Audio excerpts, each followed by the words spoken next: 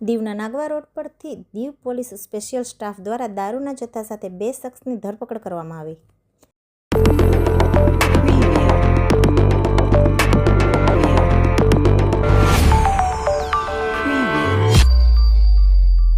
કેન્દ્ર શાસિત પ્રદેશ દીવના નાગવા એરપોર્ટ રોડ પર Diu police special staff Jitendra V Pandya અને કોન્સ્ટેબલ કેતન રાઠોડ પેટ્રોલિંગ કરી રહ્યા હતા।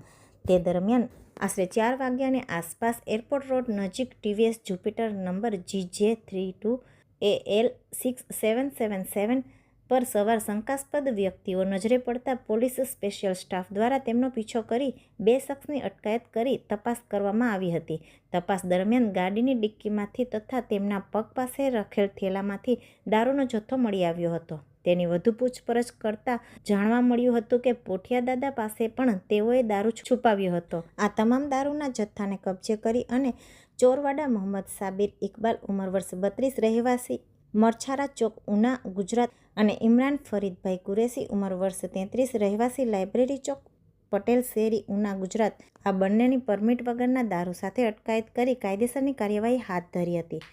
તેની પાસેથી 12,697નો દારૂ અને 72,000ની ગાડી થઈ કુલ 84,697ના મુદ્દા માલ કબજે કરી અને ગેરકાયદેસર બિન પરમિટ દારૂનો જથ્થો એક્સાઇઝ વિભાગને સોંપી આગળની કાર્યવાહી કરવામાં આવી હતી।